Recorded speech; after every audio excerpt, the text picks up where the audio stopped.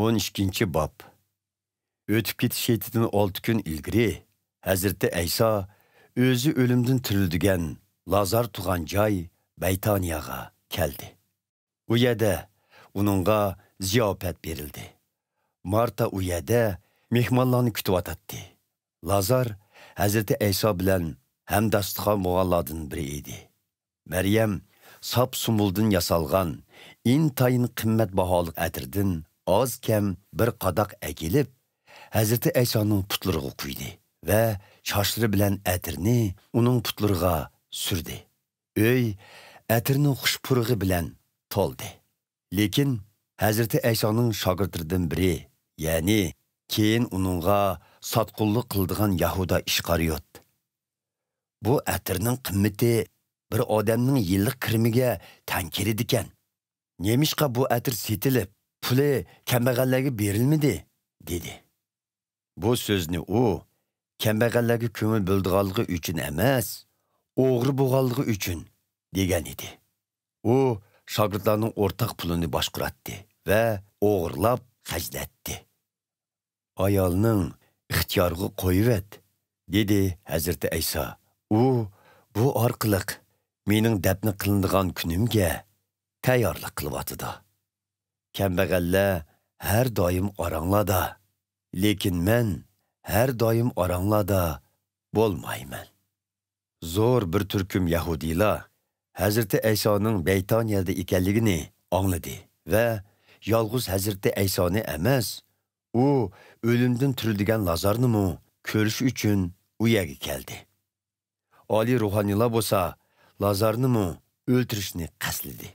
Chunki uning sababidan nurg'un Yahudiylar ulardan yuz o'rib Hazreti Aysoga e'tiqod qilyotdi.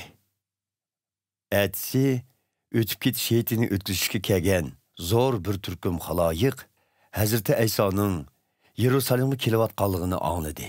Ular qo'llariga xurma shoxlarini tutishgan holda uni qarshi olg'ili chiqishdi va Xudoga shukr, Parvardigorning nomida kelguchiga muborak bo'lsin, Isroillarning podshohiga muborak bo'lsin deb vaqirashdi.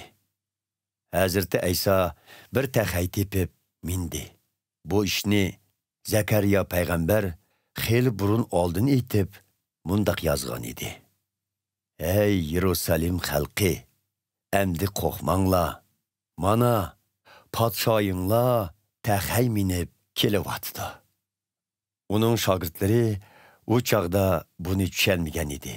Lekin Hazreti Ayso tirilish va osmonga chiqish bilan ulug'langandan keyin Zakariya payg'ambar yozgan bu so'zlarni hamda bu ish dal payg'ambar oldin aytganday chiqqanligini to'nib yetdi.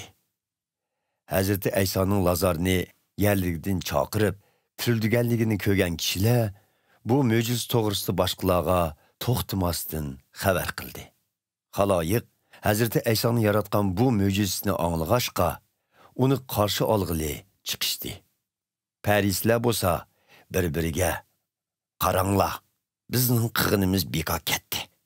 Mana endi butun dunyo unga ergishib ketmoqda deyishdi. O'tib ketish hetida Yerusalimga ibodat qilg'ili kelganlar ichida Yahudi diniga kirgan ba'zi greklarmi bor edi. Bular Jalilining Betsayda yesidan bo'lgan Filipning yeniga kelib, "Janoblari, biz Hazreti Ayso bilan ko'rishmoqchidik" deb talab qilishdi. Filip berib buni Enderga ma'lum qildi. Ondan ular ikkisi Hazreti Aysoga xabar qildi. Hazreti Ayso mundaq dedi: "İnson o'g'lining shon sharafga ega bo'lgan vaqt soati yaqinlashib qoldi. Bilib qo'yinglarki, bug'doy dini to'pig'i tashlanib qurbon bo'lmog'icha yanila bir taldan piti turdi. Qurbon bo'lsa, bir surib ko'p hosil berdi. Hayotini ayg'anlar uningdan mahrum bo'ladi. Lekin bu dunyoda hayotini ayimg'anlar uni mangu saqlay oladi. Kimdi kim menga xizmat qilishni xohlasa, menga agashsin. Мен qayerda bo'lsam, mening chakirim shu yerda bo'ladi. Manga xizmat qiluvchilarni arishdiki otam hurmatlaydi. Hozir ko'nglim qattiq azoblanyapti. Buningga nima deyishim kerak? Ata, meni keladigan azob oqibatli vaqt soatdan qutquz deymi? Yo'q. Men shu vaqt soatni beshimdan o'tkazish uchun keldim. Ata, ulug'lig'ingni ko'rsatgin. Shu vaqtda arishdan bir ovoz anglandi. Ulug'lig'imni ko'rsatdim va yana ko'rsatdim. Shu maydondagi buni anglagan xaloyiq havo guldirladi deyishdi. Yani ba'zilar bo'lsa bir farishta uningga gap qildi deyishdi.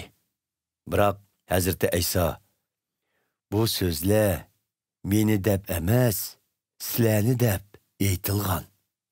Bu dunyo endi so'roqqa tortiladi.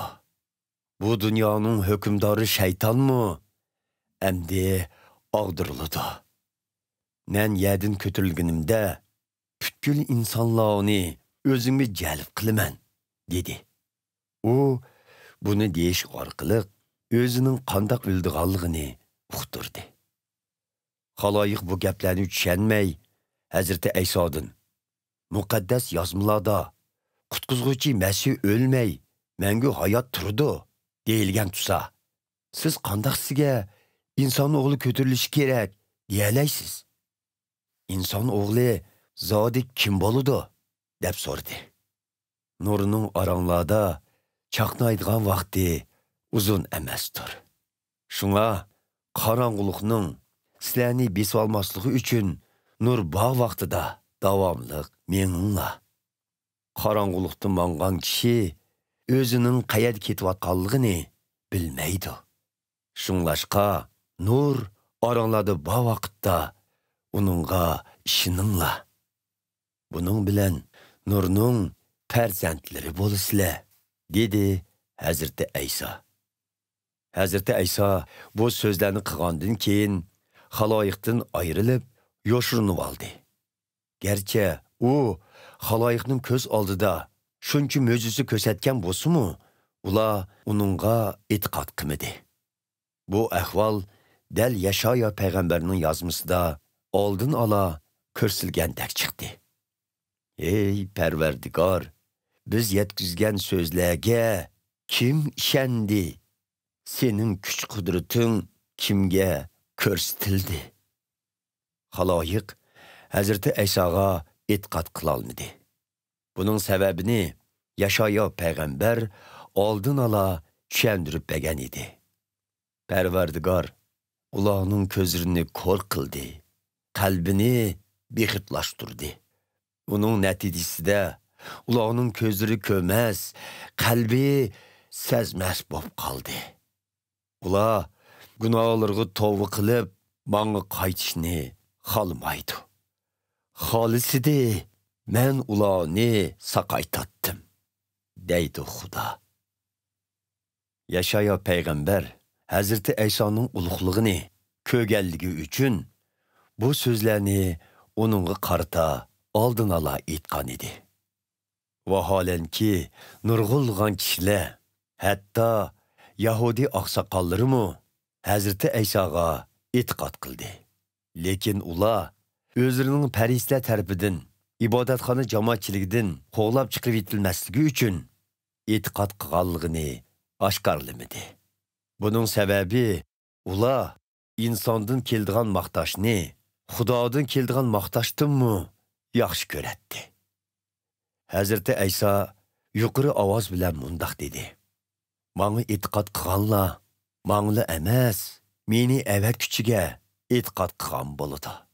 Meni ko'rganlar meni avatkuchinimi ko'rgan bo'ladi. Men menga e'tiqod qilganlar qorong'ulikda qolmasin deb dunyoga nur bo'lib keldim. So'zlarimni anglab, so'zlarimga amal qilmaganlarni so'roqqa tatmayman. Chunki men insonlarni so'roq tatqili emas, balki ularni qutqizg'ili keldim.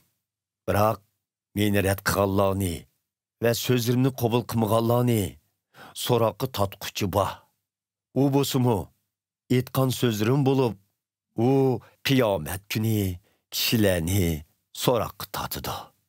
Chunki men o'zligimdan so'zliginim yo'q.